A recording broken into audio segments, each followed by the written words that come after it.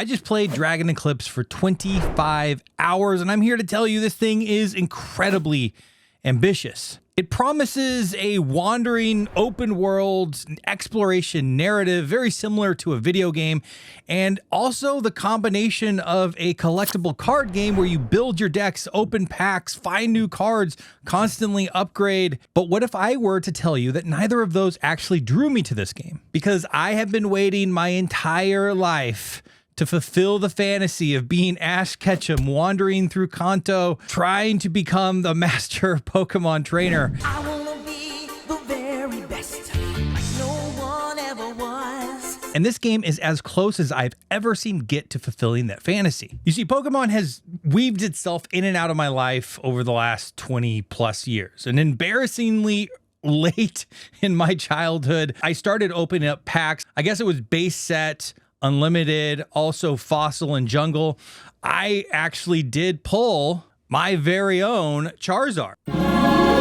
Yeah, it graded at a 7. I didn't take very good care of it. I was actually happy, as a side note, that it didn't grade too high and I didn't have to actually sell it because it's just something nostalgic. I actually opened those packs early. And on top of that, at that same time, I was playing Pokemon Yellow. It was a special edition of Red and Blue at the time on my Game Boy, and really enjoyed collecting the Pokemon, battling them, you know, seeing how many I could actually get into that Pokedex. And then later on in life, actually much later on, I played Pokemon, the trading card game, and which is it's a really good game actually, but just keeping up with that meta is incredibly expensive. Although I think after counting all of my board games, I've far surpassed any sort of Pokemon habit that I had before. So when I heard that Awaken Realms was coming out with an open world exploration game where you are a trainer or tamer of Mystlings that are little magical creatures that then can battle each other, and you could start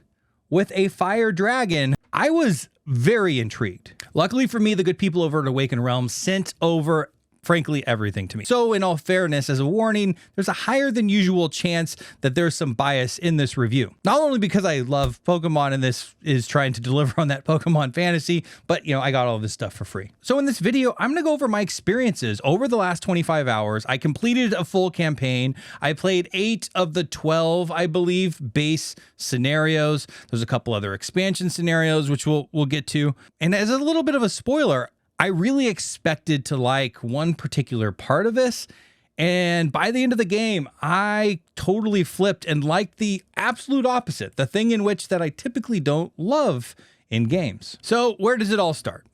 You start by opening up your campaign book and finding the scenario that you want to play. In the beginning, you're kind of on rails. You have to pick the scenarios that are out in front of you. You slowly expose this map and different scenarios start to become available for you. They also lock off, so be careful. They will go away in some cases. But you choose one of those. It gives you an intro blurb. It gives you some hints on what types of Mystlings. Yes, there are different types, elemental types, all related to kind of how they play, but it does give you a little bit of a hint of what you want to bring with you on your journey, because you can only bring 2 of your Mystlings. You build 2 separate decks at the beginning of each of these scenarios, which we'll get to. And then you go out on your journey. You start reading a couple narrative blurbs until you find an exploration section. It has you then open up this exploration book to a certain page. There's a bunch of numbers on that page, and you basically start to explore. It's really open-ended. There is a timer mechanic.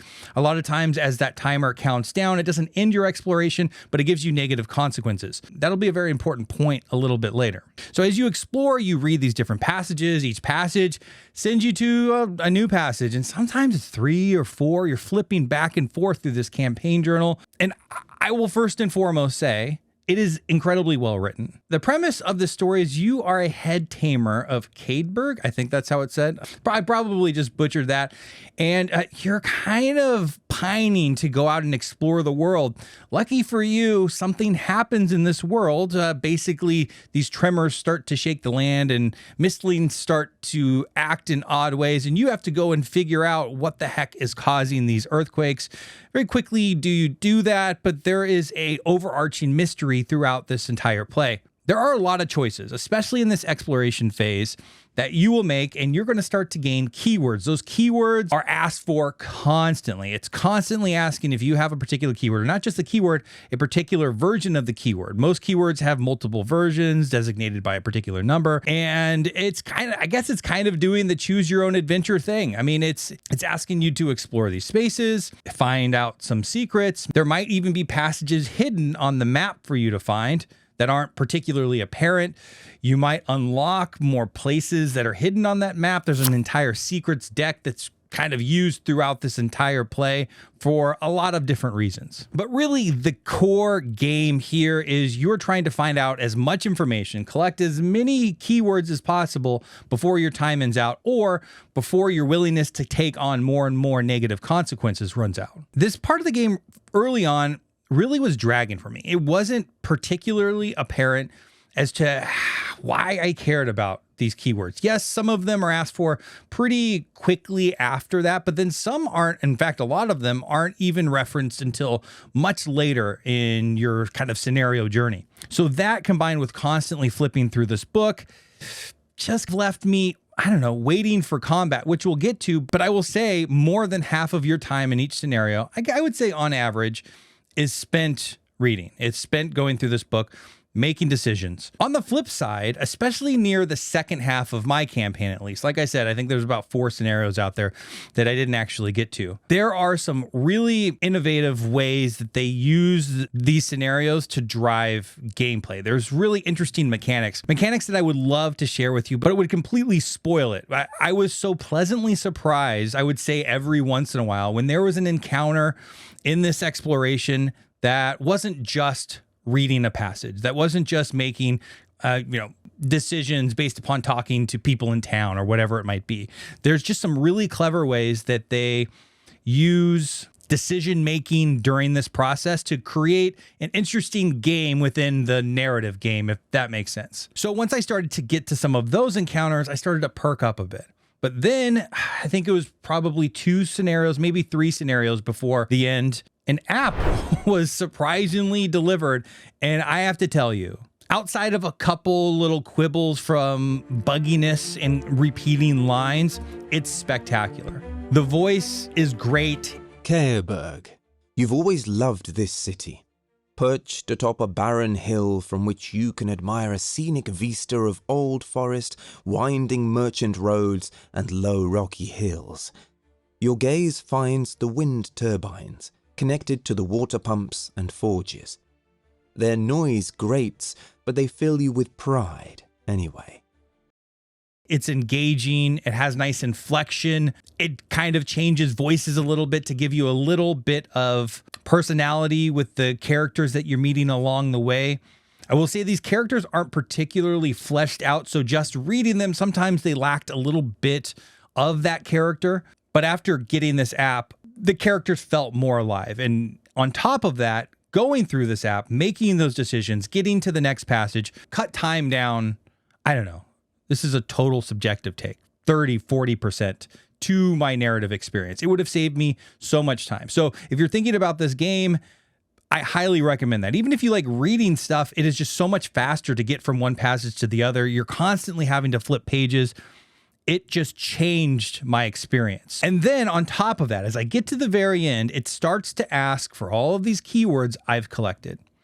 And then it starts to become apparent where I cut corners, where maybe I should have taken more time to explore a particular thing, because there's so many different keyword checks at the end of this game that you can't help but wonder what you missed. And I can't tell you now what I missed. I can show you the page and all of the things that I checked off, which is very little relative to everything that can possibly be checked off of this keyword list. So once again, while I've only played one campaign of this, I can't help but to think that there are a lot of different branching narratives that I just did not explore. More evidence of that is I believe there's 25 different Mystlings that I never even came in contact with. I never discovered. The cool thing is you get a Pokedex type binder, at least in the deluxe version that I got. I'm not entirely sure what retail will come with, but you slot in these different Mystlings as you discover them and or tame them. That's right, you do get to tame them as you battle them. Once again, we'll get there. But by the end of this, I was left with wanting more in a good way. If I would have reviewed this after 3 or 4 scenarios, I would have done you a great disservice because I honestly was not having a great time. I wanted to get to combat as quick as possible. And frankly, that's why I came into this game, was for the combat, was for the CCG element, was for the taming of these Mystlings and collecting them and building decks. All of that really excited me, and it still does. And like I said, we'll get there, but I just want to make the point here that as I discovered the app, and then I discovered the reason behind all of the collecting of these keywords and what might make this thing interesting in taking on those negative consequences, because it wasn't apparent. I was constantly avoiding negative consequences. I was consistently not going to that next spot because I see there's an out for some combat and to get to the end of the scenario. Where now in retrospect, after going through everything, after then discovering the app and then discovering all of these branching areas and all these different Mystlings that I was not able to see, I wish I would have taken more time. And on top of that, it came with an expansion, and that expansion unlocked 2 scenarios, and I didn't even mix those in. I thought it was an expansion to add on the end of this campaign. There is another expansion to do that, but I did not add in the expansion that you need to put into your original campaign. I eventually figured that out, and I kick myself a little bit. The big question now is there replayability to this thing? I mean, it took 25 hours. That's a pretty good. I would say that's a hefty investment. I probably could have easily been in that 30 to 35 hour range with the expansion, maybe even 40-hour range if I would have made some decisions differently. I do know at the end I had a decision to go to one scenario that I knew ended it, or a separate scenario to go, I don't know, figure more stuff out. I didn't understand the reason why at that point, of course. So I wish I would have made that decision and played 9 scenarios instead of the 8 that I did.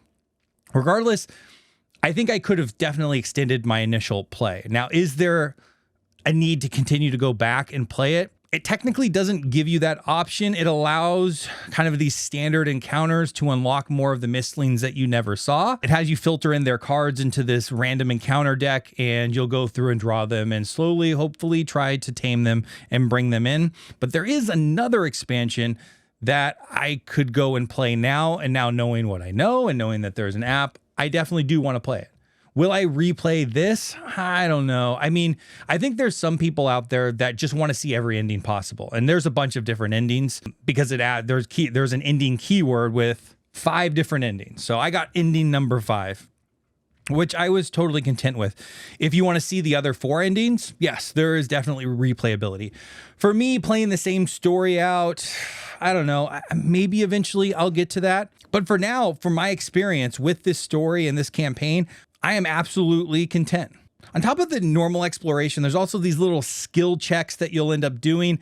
I didn't love these skill checks. It basically has you draw cards from an item deck, not your item deck, just the item deck. And you don't want to accumulate the particular symbol, and you're trying to get the power of each item to add up to a certain number to unlock a particular outcome. All the outcomes are listed in front of you. You know what's negative, you know what's positive, you know what you're going for. It's a little bit of a push your luck thing. You can find equipment and items that will help you with this. So I guess that is where the player agency came in. This is really wasn't skill based, so I didn't care that much about it. And a collecting of the items and equipment wasn't particularly exciting for me. So this was kind of a low point in the campaign for me. All right, so we got the campaign out of the way. Why are we here? We're here to tame Mystlings, build decks, defeat other Mystlings and enemies. You know, all the fun stuff, all the cool stuff. And I will say, within each scenario, I don't know, I think at one point I did 3 battles, mostly 2 and sometimes 1. Every once in a while there was a really heavy narrative focused scenario, but you'll always do, as far as I know, 1 battle in your journey. And battles are pretty simple. Let's start with the enemy. When they tell you to set up a battle, it gives you a number map to pick out. The maps have different configurations and some different elements. It gives you a map card. The map cards are pretty cool because they deal with terrain, and there's all different types of functions of the terrain. Sometimes like adjacency is bad, sometimes adjacency is good. There's mechanics where you have to destroy all these different terrains before you can damage an enemy, for example. They use terrain in a really interesting way that really adds to the gameplay. On top of that, it gives you an enemy. Each enemy has an ability card. Those abilities are connected to 3 different symbols. Those 3 different symbols are connected to an enemy deck.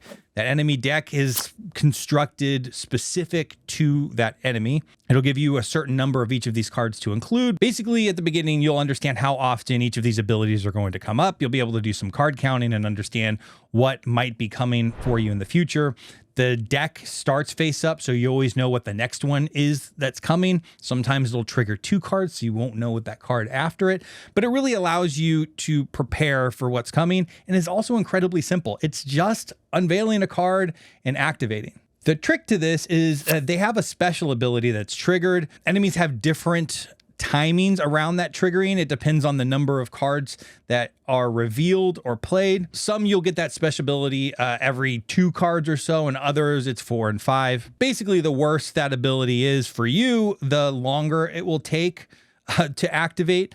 But that's basically it. You're looking at these 3 different abilities. You're looking at what they're going to do to you. You're looking at what that special ability is and trying to anticipate when it's going to come, or you are anticipating when it's going to come, and see if you can do whatever you can do to avoid those consequences. On top of that, some of these enemies actually deal with these element tokens in a wide variety of ways. They'll throw them out on the map. One enemy in particular throws these shadows out on a map, and if you don't defeat those shadows, you can't do damage to that particular enemy. And I'm saying enemy a lot. All of these are Mystlings, and all of the Mystlings at one time or another can be tamed. You can't always tame them. I don't know.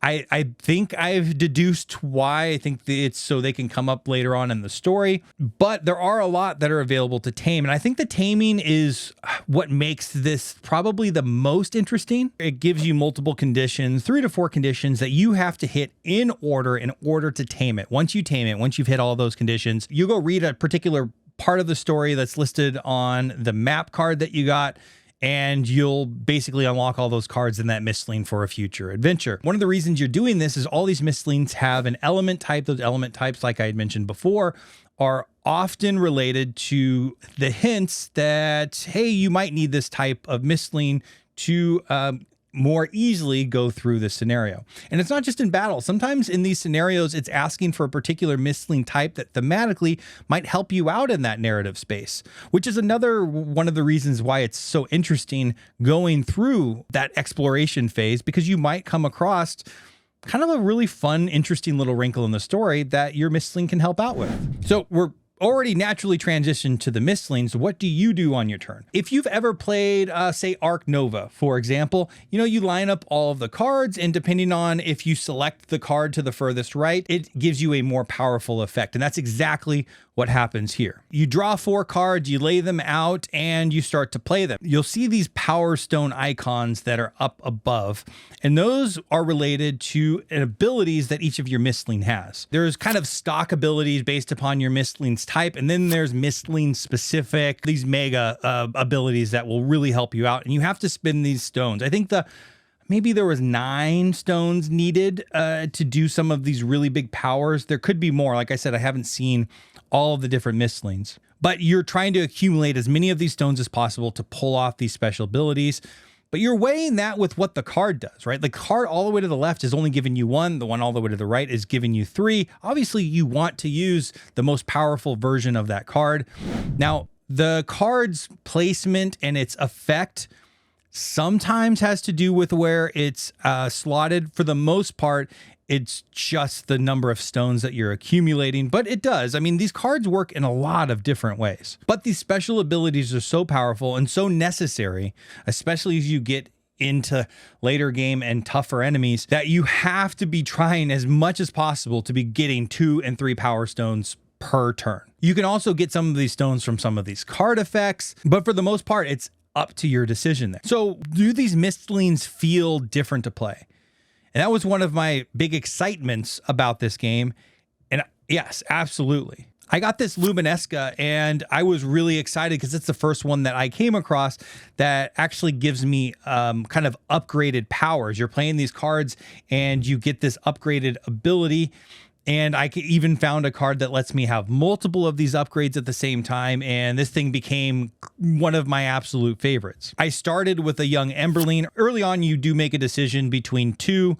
I won't say what the other one is, but I of course, I had to get the one that's closest to Charizard once again. And I was really happy with my decision. In fact, I had a really hard time getting away from the young Emberling. And I don't know, I guess this might be a spoiler alert. I guess, maybe go forward 10 seconds. It does evolve.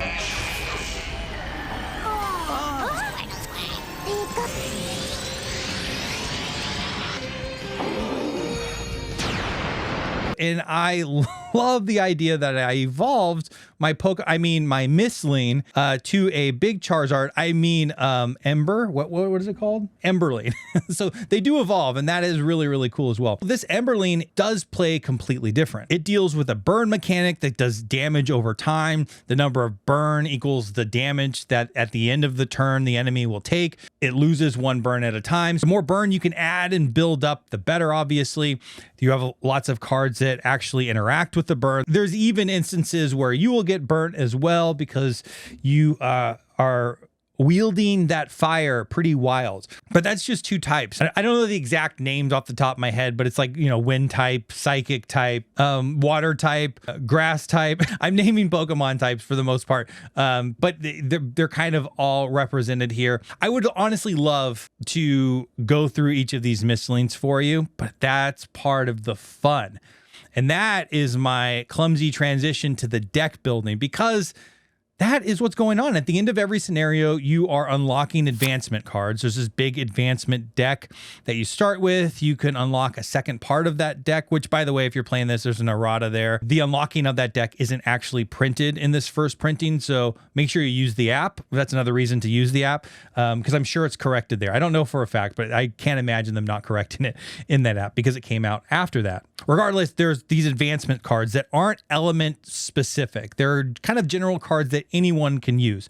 But the best cards are the ones you're opening up in packs, depending on the version you got. If you got the full-fledged deluxe version, whatever it is, the packs are pre-packed for you. Otherwise, that is a little sorting game that you get to do at the beginning. And in every pack, I believe every element is represented. There's different rarities, and then there's one special shiny card, and you can only have one of those in your deck. A deck is constructed with 16 cards. 6 are your Mystling specific cards, and they are element specific to that Mystling. But on top of that, you can add more of these same element cards to your deck. The really cool thing is there's some Mystlings that you might find out there that can use multiple different elements, and that really opens things up for you. I really enjoyed exploring these cards, and frankly, depending on kind of your enjoyment in this, you could spend a lot of time at the beginning of each scenario looking through cards and building decks for Mystlings. In most cases, you're taming a new Mystling each and every scenario, so there's always something new to explore.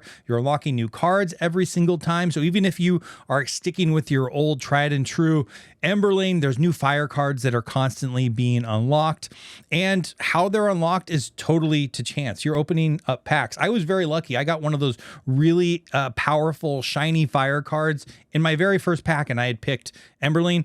That helped me quite a bit. There is some luck involved there, and the way you build your deck does matter for sure. Your elemental pool of cards getting bigger as you go throughout the adventure is what you're doing to become more powerful as you go along. But it does do a good job of kind of leading you down a path of trying out different Mystlings, because each scenario gives a benefit to certain types. One of the things I had hoped here, and I guess you could call this sort of a disappointment, or at least stops it from being the perfect game, are the depth in these cards feel a little different than some of the other CCGs I've played. And I played Magic and Pokemon basically. There's less kind of comboing. There's some interaction between cards. As you play a card onto your discard pile, if there's this active status box, it can affect how the next card is played your next turn. Some of them have a keyword and trigger, which allows you to trigger some other cards. Those are my favorite cards. Obviously, they're incredibly powerful if they're allowing you to trigger 2 cards at once. I just hope for a little more card combo. But the decision space is less about like what cards I'm playing together. It's more about sequencing, right? And it's more about what card should I play? Do I need those power stones? What card is going to slide up next? What card do I hope comes out next?